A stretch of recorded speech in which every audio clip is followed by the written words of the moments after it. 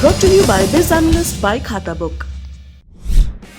ना कंप्यूटर ना फाइल, अब टैली डेटा ऑन मोबाइल बिज एनालिस्ट के साथ। नमस्कार, सौरभ द्विवेदी नाम है हमारा और आप देखना शुरू कर चुके हैं Lallan top show. One nation one election के विचार को छोड़ दें तो चुनाव सुधार की चिंता करना अब आउट ऑफ फैशन हो गया है। हम अपने लोकतंत्र के आकार के गर्व में इतना फंस गए हैं कि जो चल रहा है उसे स्वीकार करते जा रहे हैं। तभी तो राजनीतिक पार्टियों को चंदा कौन देता है, कितना देता है, चंदे के अलावा कॉरपोरेट और राजनीतिक पार्टियों के बीच किस तरह का लेन देन होता है, इस तरह के सवालों पर जनसंवाद तो छोड़िए, संपादकीय लेख तक आने कम हो गए हैं। कारण यह था कि जिस तरह इलेक्टोरल बॉन्ड लाए गए, उन्हें लागू किया गया और उनसे संबंधित चिंताओं को बिना तर्क दिए खारिज किया गया, उसने सुधार की उम्मीदों को धूमिल किया। अब भारत के मुख्य न्यायाधीश जस्टिस एनवी रमन्ना ने कह दिया है कि सुप्रीम कोर्ट इलेक्टोरल बॉन्ड के मामले की सुनवाई करेगा। क्या वाकई अदालती कार्रवाई के जरिए चुनाव सुधार संभव है? इस सवाल का जवाब भविष्य में ही मिलेगा। अभी के लिए यह आवश्यक है कि हम इलेक्टोरल बॉन्ड पर अपने ज्ञान से धूल झाड़ लें। यह काम किया जाएगा आज दिन की बड़ी खबर में।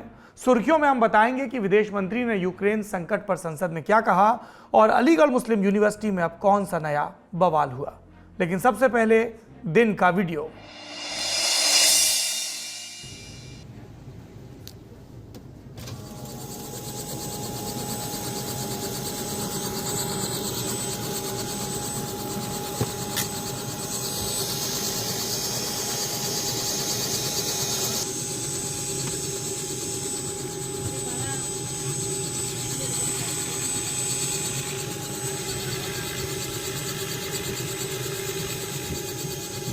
वीडियो महाराष्ट्र के पुणे का है। तस्वीर में न सिर्फ खबर है बल्कि एक संदेश भी है।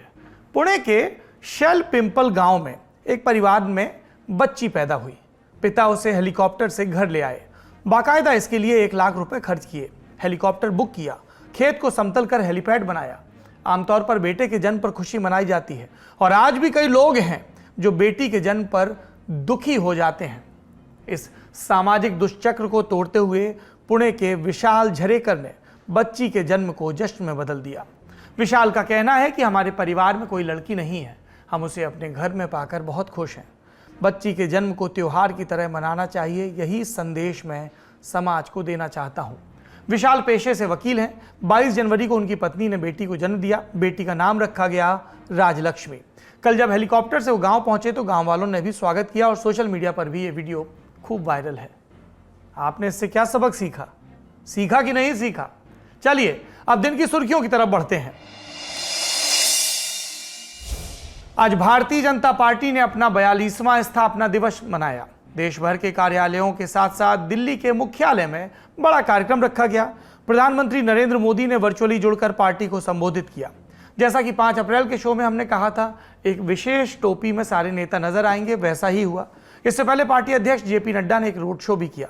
लेकिन सुर्खियां तो प्रधानमंत्री मोदी के भाषण से बनी। सुनिए।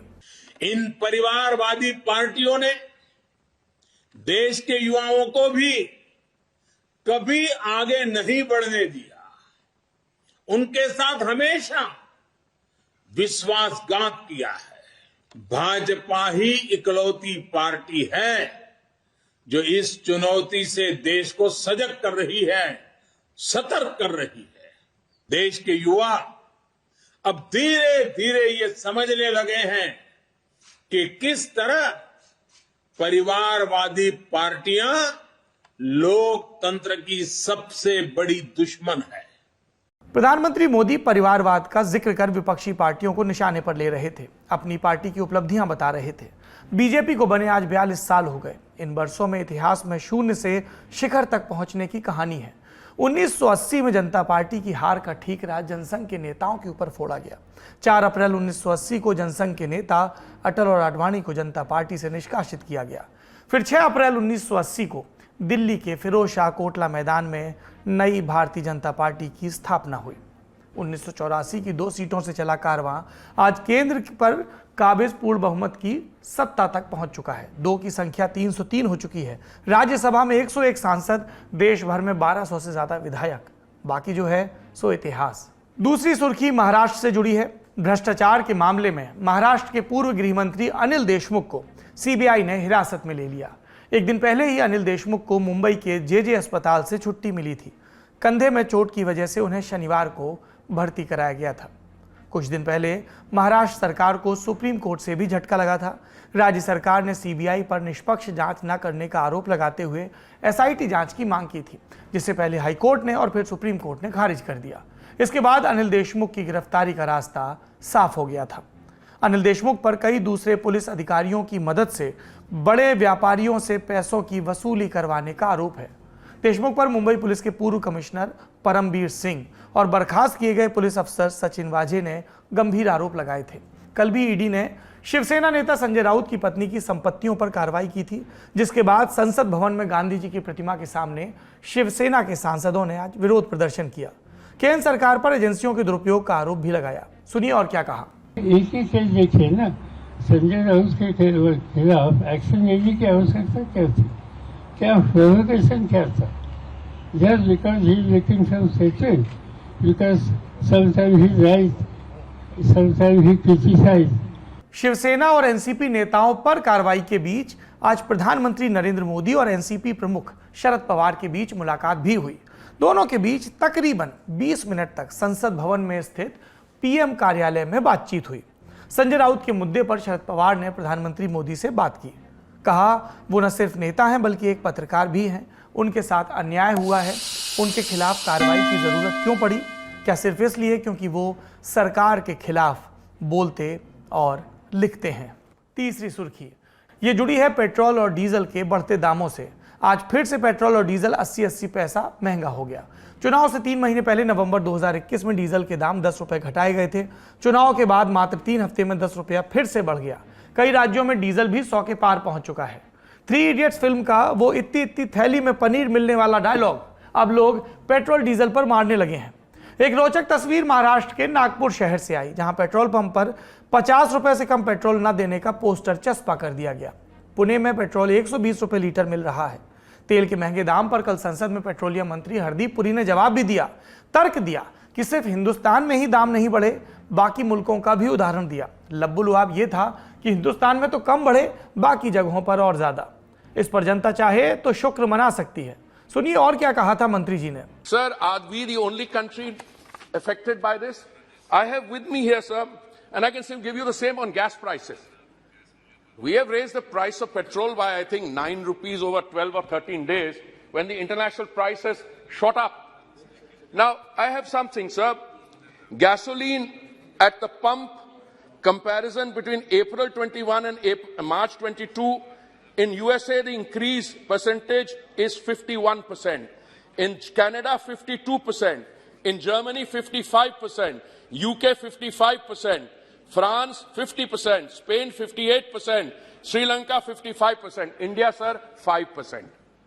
Yes, Our percentage increase is 1/10 of what it is elsewhere. Similarly, सरकार के इन तर्कों से इतर विपक्ष लगातार विरोध कर रहा है, जो लाजमी भी है। 7 अप्रैल को कांग्रेस महंगाई के खिलाफ देशव्यापी प्रदर्शन करने जा रही है। अगली सुर्खी अलीगढ़ से है। एक बार फिर से अलीगढ़ मुस्लिम यूनिवर्सिटी विवादों में है। एएमयू में फॉरेंसिक मेडिसिन डिपार्टमेंट के असिस्टेंट प्रोफेसर जितेंद्र कुमार के एक लेक्चर पर विवाद हो गया। एमबीबीएस की क्लास में जितेंद्र रेप जैसे गंभीर विषय को पढ़ा रहे थे। इस दौरान उन्होंने पावर पॉइंट प्रेजेंटेशन के जरिए बात समझाई, लेकिन उदाहरण दिया हिंदू देवी देवताओं का रेप के तौर पर कि कैसे वहां पर रेप हुआ। इसे लेकर पहले आपत्ति जताई गई, फिर पुलिस में शिकायत दर्ज कराई गई। धार्मिक भावनाएं आहत करने का मुकदमा कायम हुआ। फिर यूनिवर्सिटी प्रशासन ने भी चिट्ठी लिखकर प्रोफेसर को फटकार लगाई। जांच के लिए 2 सदस्यों की कमेटी बिठाई, 24 घंटे में जवाब मांगा। चूंकि मामला एएमयू से जुड़ा था तो हाईलाइट होने में ज्यादा वक्त भी नहीं लगा। मीडिया पहुंची तो प्रोफेसर कैमरे से बचते नजर आए। अपने बचाव में भी कुछ नहीं कहा। हालांकि उन्होंने गलती स्वीकार करते हुए लिखित में माफी मांगी। यूनिवर्सिटी की तरफ से उन्हें सस्पेंड भी कर दिया गया, लेकिन मामला अब राजनीतिक हो चला है। योगी सरकार में मंत्री रहे रघुराज सिंह का इस पर बयान भी आया। हल के तौर पर उन्होंने अलीगढ़ मुस्लिम यूनिवर्सिटी का नाम बदलने की बात कह डाली। सुनिए और क्या कहा। कल यूनिवर्सिटी में, मुस्लिम यूनिवर्सिटी अलीगढ़ में प्रोफेसर जितेंद्र कुमार ने एमबीबीएस के छात्रों को हिंदू देवी देवताओं को बलात्कारी बताया गया है। ये समझ में आता है कि ये बच्चों को पढ़ा के कहाँ भेजना चाहते हैं, क्या उनकी मानसिकता बनाना चाहते हैं। हिंदू देवी देवताओं के प्रति बलात्कार की भावनाओं को पढ़ाना ये कहीं सब्जेक्ट में भी नहीं है और ये ऐसी चीज एमबीबीएस के छात्रों को पढ़ाया जा रहा है। इसलिए अलीगढ़ मुस्लिम यूनिवर्सिटी के जो छात्र पढ़ेंगे तो देश में जाके क्या करेंगे, क्योंकि एक दूसरे केवल मुसलमानों को खुश करने के लिए इस जितेंद्र कुमार ने ऐसा वक्तव्य दिया है कि हिंदुओं के देवी देवता सब बलात्कारी थे। मैं ये कहना चाहूंगा कि इस यूनिवर्सिटी का नाम हिंदुस्तान यूनिवर्सिटी बनाना चाहिए। मैं तो अविलंब राष्ट्रपति जी से आग्रह करता हूं और ऐसे लोगों को अविलंब फांसी पे चढ़ाना चाहिए जो हिंदू देवी देवताओं को एकदम बदतमीजी की हद पार करते हुए उन शब्दों का उपयोग कर रहे हैं। तो ऐसे चाहे वो हिंदू हो, चाहे मुसलमान हो, चाहे कोई भी किसी भी पंथ धर्म का व्यक्ति हो, उसको फांसी देनी चाहिए और अलीगढ़ यूनिवर्सिटी की मानसिकता को, जिहादी मानसिकता को बदलना चाहिए और न बदले तो इस यूनिवर्सिटी को बंद कर देना चाहिए, क्योंकि इसका एक ही विकल्प मुझे नजर आ रहा है। इसका नाम हरिगढ़ होना चाहिए, अलीगढ़ मुस्लिम यूनिवर्सिटी नहीं होना चाहिए। अगली सुर्खी कोरोना से जुड़ी है। बहुत दिनों बाद कोरोना से जुड़ी खबर सामने आई। मुंबई में कोविड-19 की ओमिक्रॉन के XE वेरिएंट का पहला मामला दर्ज किया गया। ओमिक्रॉन के कप्पा वेरिएंट का भी एक केस मिला। जिन 376 नमूनों का परीक्षण किया गया था उनमें से 230 मुंबई के रहने वाले हैं। नए वेरिएंट से संक्रमित मरीजों में कोई गंभीर लक्षण नजर नहीं आ रहे। XE वेरिएंट सबसे पहले ब्रिटेन में पाया गया। दावा किया जा रहा है कि यह अधिक तेजी से संक्रमण फैलाता है, मतलब कोरोना भी गया नहीं है। अगली सुर्खी, भारत के विदेश मंत्री एस जयशंकर ने आज यूक्रेन संकट को लेकर लोकसभा में बयान दिया। उन्होंने यूक्रेन के बूचा में सैकड़ों नागरिकों के हत्याकांड को लेकर कहा कि खून बहाकर, मासूमों को मारकर समस्या का समाधान नहीं निकाला जा सकता। हम स्वतंत्र जांच के आह्वान का समर्थन करते हैं। यही बात भारत ने संयुक्त राष्ट्र में इन हत्याओं की निंदा करते हुए भी कही थी। डॉक्टर जयशंकर ने आज सदन के समक्ष सरकार की लाइन को साफ किया। उन्होंने कहा कि भारत यूक्रेन में हो रहे संघर्ष के खिलाफ है, लेकिन इस संकट के चलते सरकार आम नागरिकों पर बोझ नहीं डाल सकती। आम नागरिकों पर बोझ का मतलब तेल और गैस की बढ़ती कीमतों से लगाया गया। और क्या कहा विदेश मंत्री ने, सुनिए।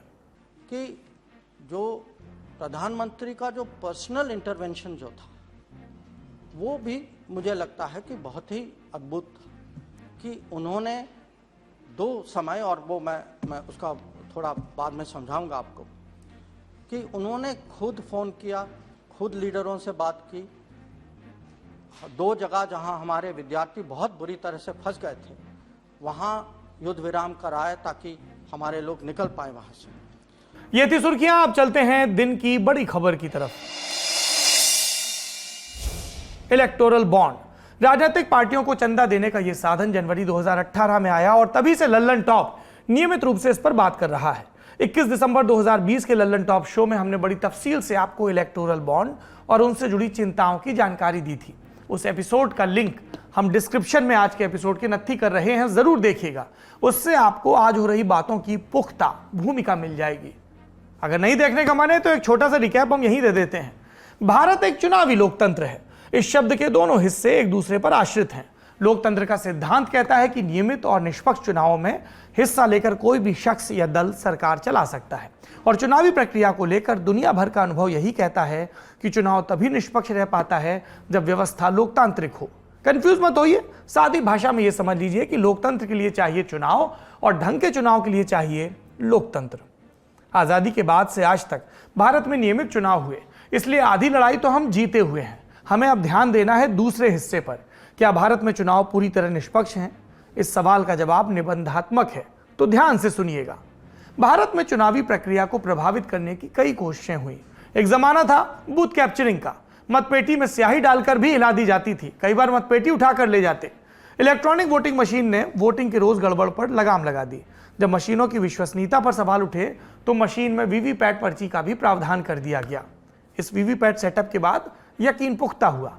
इलेक्ट्रॉनिक वोटिंग मशीन की सुरक्षा में क्रमशः सुधार भी किया जा रहा है। तो यह कहा जा सकता है कि वोटिंग के दिन चुनाव को प्रभावित करना असंभव ना सही तो बेहद मुश्किल तो जरूर है। अब हटते हैं 2 कदम पीछे। मतदान से पहले चलता है प्रचार, और प्रचार से भी पहले राजनीतिक दलों को कार्यक्रम करने होते हैं। इन सारे कामों के लिए पैसे की जरूरत होती है और इसीलिए भारत में राजनीतिक दल कानूनन चंदा इकट्ठा कर सकते हैं। खुलकर चंदा लेने में ना कोई नैतिक समस्या है और ना ही कोई कानूनी रुकावट। पर दिक्कत वहां आती है जब हमें यह नहीं मालूम होता कि चंदा किसने दिया और कितना दिया, क्योंकि तब यह मालूम करने का कोई तरीका नहीं रह जाता कि मोटे चंदे के एवज में राजनीतिक दलों ने किसी व्यक्ति या संस्था को फायदा तो नहीं पहुंचाया। हो सकता है कि सब कानूनी तरीके से हो, लेकिन अगर कोई चंदा देकर देश की नीतियां तय करवाने लगे तो हम खुद को लोकतंत्र नहीं कह पाएंगे। और इसीलिए इलेक्टोरल बॉन्ड पर बात करना बहुत जरूरी है। साल 2017 में मोदी सरकार इलेक्टोरल बॉन्ड की व्यवस्था लेकर आई। जनवरी 2018 में से अधिसूचित कर दिया गया। ये किसी गिफ्ट वाउचर की तरह होता है। सरकार हर साल 4 बार यानी जनवरी, अप्रैल, जुलाई और अक्टूबर में 10-10 दिन की विंडो में बॉन्ड जारी करती है। इसका मूल्य होता है 1,000, 10,000, 10 लाख या 1 करोड़ रुपए। राजनीतिक पार्टियों को 2,000 रुपए से ज्यादा का चंदा देने का इच्छुक कोई भी व्यक्ति या कॉर्पोरेट हाउस भारतीय स्टेट बैंक की तय शाखाओं से ये बॉन्ड खरीद सकता है।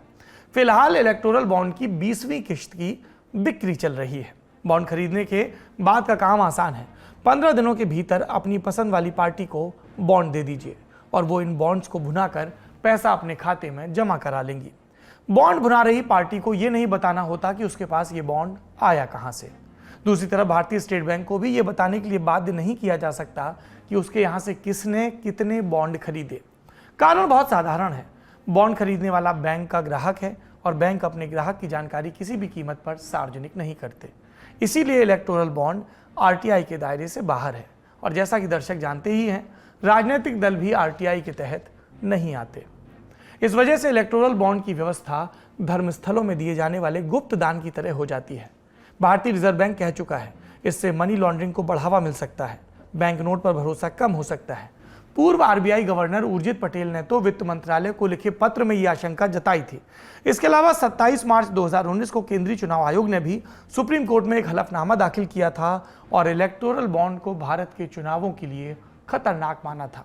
आयोग ने हलफनामे में कहा था, इलेक्टोरल बॉन्ड स्कीम से राजनीतिक दलों को मिलने वाले चंदे की पारदर्शिता पर गंभीर असर पड़ेगा। राजनीतिक दल बगैर किसी जांच के विदेशी चंदा भी लेंगे और चंदा देने वाले विदेशी कंपनियां भारत की नीतियों को प्रभावित कर सकती हैं। इसके अलावा कौन इलेक्टोरल बॉन्ड खरीद रहा है, ये पता भी नहीं चल पा रहा। अब एक मजेदार बात और जान लीजिए, इलेक्टोरल बॉन्ड को खरीदने वाली कंपनियां इनकम टैक्स रिफंड की भी हकदार होती हैं। फिर राजनीतिक पार्टी भी इसी बॉन्ड को भुनाने पर इनकम टैक्स रिफंड ले लेती हैं। ये तो ऐसा हुआ कि कोई आपको चोरी से पैसा दे, उस पर उससे टैक्स बचे और आपका भी टैक्स बच जाए। हम ये नहीं कह रहे कि सब चोरी से देते हैं, उदाहरण दे रहे हैं। इन्हीं सब चिंताओं के मद्देनजर 2 जन संगठनों कॉमन कॉज और एडीआर यानी एसोसिएशन फॉर डेमोक्रेटिक रिफॉर्म्स ने इलेक्टोरल बॉन्ड को सर्वोच्च न्यायालय में चुनौती दी थी। एडीआर ने 2017 में ही याचिका लगाई थी। इस पर सुनवाई करते हुए 2019 में सर्वोच्च न्यायालय ने एक अंतरिम आदेश दिया था, जिसमें राजनीतिक दलों से बॉन्ड्स की जानकारी चुनाव आयोग को देने को कहा गया था। इसके बाद एडीआर दूसरी बार अदालत गया, ये कहते हुए कि बॉन्ड खरीदने वालों की जानकारी मालूम करने का कोई तरीका नहीं है। मार्च 2021 में एडीआर ने एक और याचिका लगाकर कहा कि जब तक मामला अदालत में है तब तक इलेक्टोरल बॉन्ड बेचने पर रोक लगाई जाए, लेकिन इस याचिका को न्यायालय ने रद्द कर दिया था। आपने दलीलें सुनी, अब एक आंकड़ा सुनिए। राज्यसभा में दिए सरकार के बयान के मुताबिक साल 2018 में 1,056 करोड़ 73 लाख, साल 2019 में 5,071 करोड़ 99 लाख और साल 2020 में 363 करोड़ 96 लाख, साल 2021 में 1,502 करोड़ 29 लाख और 2022 में 1,213 करोड़ और 26 लाख, यानी सब मिलाकर 9,208 करोड़ 23 लाख रुपए। इसरो वाले इतने में 9 बार चांद पर चंद्रयान भेज देते और कुछ पैसा फिर भी बचा रहता। सोचिए, इतना पैसा राजनीतिक दलों के पास गया, सबसे ज्यादा केंद्र में सत्तारूढ़ भारतीय जनता पार्टी के पास। क्या ये सारा पैसा काला धन था या फिर गैरकानूनी तरीके से ही ये सब हुआ, ये कोई नहीं कह रहा। लेकिन हम ये भी नहीं जानते कि क्या सब कुछ ठीक हुआ, क्योंकि पारदर्शिता का अभाव बना है, हमारे पास जानकारी नहीं है। सरकार ने राज्यसभा में यह जरूर बताया कि विदेशी कंपनियों से कोई चंदा बॉन्ड्स के जरिए नहीं आया, क्योंकि इसका प्रावधान नहीं है। लेकिन कई सवाल अब भी हैं जिनके जवाब मिलने बाकी हैं। मसलन 5 अप्रैल 2022 को वरिष्ठ वकील प्रशांत भूषण ने सर्वोच्च न्यायालय में एक दूसरे मामले में दलीलें देते हुए इलेक्टोरल बॉन्ड्स के मामले का जिक्र किया। तब सीजीआई की बेंच ने कहा कि न्यायालय के संज्ञान में मामला है, कोरोना काल के चलते न्यायालय सुनवाई नहीं कर पाया, लेकिन अब इस पर सुनवाई होगी। सर्वोच्च न्यायालय चुनी हुई सरकार के किसी फैसले की सुनवाई करते हुए यह देखता है कि वो संविधान सम्मत है या नहीं। Custodian of constitution electoral bonds की संवैधानिकता को लेकर प्रोफेसर जगदीप छोकर क्या सोचते हैं, आइए सुने। अब आप पूछेंगे एकदम से ये नाम कैसे आ गया। प्रोफेसर छोकर लंबे समय से चुनाव सुधार पर काम कर रहे हैं और एडीआर के संस्थापक सदस्य हैं। देखिए, याचिकाकर्ता तो दो संस्थान हैं, एसोसिएशन फॉर डेमोक्रेटिक रिफॉर्म्स और कॉमन कॉज। हम दोनों ने मिलकर एक इकट्ठी याचिका दायर की है। इसके पीछे तर्क ये है कि संविधान में एक वो है आर्टिकल, मेरे ख्याल में वो 110 है, उसमें मनी बिल की डेफिनेशन दी हुई है। ये मनी बिल क्या होता है, और वो डेफिनेशन ये है कि मनी बिल एक ख़ास तरह का बिल होता है जिसमें, जैसे कि नाम से जाहिर होता है, मनी बिल, जिसमें पैसे के मामले में कुछ न कुछ है। वो बिल जो होता है वो लोकसभा में इंट्रोड्यूस किया जाता है, लोकसभा में उस पर चर्चा होती है और उसको जब लोकसभा पास कर देती है तो वो राज्यसभा में भेजा जाता है। राज्यसभा में उस पर चर्चा तो होती है, लेकिन राज्यसभा का उसको पास करने या ना पास करने का अधिकार नहीं है। राज्यसभा सिर्फ उस पर बारे में चर्चा कर सकती है और अपनी सलाह दे सकती है, तो अगर कुछ देना चाहे वो फिर लोकसभा में आता है। और अगर लोकसभा ने उसको पहले से पास ही कर रखा है और कोई ऐसी खास बात नहीं है तो वो पास ही माना जाता है। मनी बिल में राज्यसभा को ये अधिकार नहीं है कि उसको पास होने से रोक दे। इसकी वजह यह है कि सरकार में अगर पैसा चाहिए खर्चे वर्चे के लिए तो उसके लिए कोई दिक्कत नहीं होनी चाहिए। ये ना हो कि सरकार बंद हो जाए इसलिए कि पैसा नहीं है। उसमें ख़ास बात एक ये होती है कि एक फंड है भारत सरकार में जिसका नाम है कंसोलिडेटेड फंड ऑफ इंडिया। सरकार का सारा खर्चा उसी फंड में से चलता है और सरकार की ज़्यादातर सारी आमदनी उसी फंड में जाती है। तो आमतौर पे ये कहा जाता है कि कंसोलिडेटेड फंड ऑफ इंडिया में से अगर कुछ खर्चा करना हो या कुछ पैसा उसमें डालना हो, उसको मनी बिल कहते हैं। जहाँ तक इलेक्टोरल बॉन्ड का ताल्लुक है, इलेक्टोरल बॉन्ड कोई भी व्यक्ति या कोई भी संस्था स्टेट बैंक ऑफ इंडिया से जाके अपने पैसे दे के उसको खरीद सकते हैं और उस बॉन्ड को, उस कागज़ को वो किसी राजनीतिक दल को देते हैं। राजनीतिक दल उसको फिर स्टेट बैंक के पेश करता है और स्टेट बैंक उनको पैसे दे देता है। इसमें कंसोलिडेटेड फंड ऑफ इंडिया का तो दूर दूर तक नामो निशान नहीं है। तो इसमें असंवैधानिकता इसलिए पैदा होती है कि मनी बिल में इलेक्टोरल बॉन्ड का जाना गलत है, उसके लिए कोई तर्क नहीं है, इसलिए वो असंवैधानिक है, क्योंकि संविधान का जो आर्टिकल 110 है उसकी इसमें उल्लंघन होता है। सरकार इलेक्टोरल बॉन्ड्स को पॉलिटिकल फंडिंग की दिशा में सुधार बताती है और दावा करती है कि इससे भ्रष्टाचार से लड़ाई में मदद मिलेगी। केंद्रीय चुनाव आयोग की कार्यप्रणाली को बारीकी से समझने वाले विशेषज्ञ कहते हैं कि इलेक्टोरल बॉन्ड आने के पहले वाली व्यवस्था भी अच्छी थी। ऐसा नहीं था। नियम था कि बड़ी रकम, मिसाल के लिए 20,000 देने पर आपको लेन देन की जानकारी सार्वजनिक करनी पड़ती थी, तो सारी पार्टियां रसीद कट्टे वाला चंदा लेती थी। इससे यह होता कि पार्टियों का 70% के करीब चंदा इसी तरह का होता, 500 रुपए, 50 रुपए, 200 रुपए तरह के। ये समझने वाली बात थी कि पार्टियां 3/4 चंदा इस रकम में नहीं लेती होंगी, फिर कैश व्यवहार से काले धन की एंट्री आसान हो जाती थी। इस हिसाब से देखें तो इलेक्टोरल बॉन्ड एक अच्छी पहल थी कि सरकारी बैंक में पूरे KYC डिटेल दीजिए, यानी पक्की जानकारी जिसे वेरीफाई किया जा सके, फिर बॉन्ड लेकर पार्टी को दीजिए, यानी कि पक्का काम, काले धन की गुंजाइश कम। लेकिन जिस रूप में इलेक्टोरल बॉन्ड के विचार को भारत में लागू किया गया वो किसका आइडिया था, ये समझ से परे है और इसीलिए शुचिता और पारदर्शिता के दावे अधूरे लगते हैं। याद करिए हमने शुरुआत में क्या कहा था, लोकतंत्र के लिए चुनाव जरूरी है और निष्पक्ष चुनाव के लिए लोकतंत्र। अगर किसी देश में राजनीतिक पार्टियों को मिलने वाला चंदा किसी भी तरह की संदेह के घेरे में है तो चुनाव की निष्पक्षता को अपने आप सवालों के कटघरे में खड़ा किया जा सकता है। चंदा जरूर दीजिए, आपका हक है। लोकतंत्र का सॉफ्टवेयर है राजनीति, और चंदा राजनीति वाले सॉफ्टवेयर की लाइसेंस फीस जैसा है, पूरी तरह वाजिब है। पर छिप कर मत दीजिए और छिपाने भी मत दीजिए। जो राजनीतिक दल रात दिन भ्रष्टाचार के खिलाफ बिगुल बजाने का ऐलान करते हैं, सत्तारूढ़ दल, विपक्षी दल, क्यों वो अपने आप को आरटीआई के दायरे में नहीं लाते हैं और क्यों इस बात की मांग नहीं करते हैं कि उन्हें मिलने वाले पैसे के बारे में जनता को पूरी जानकारी हो।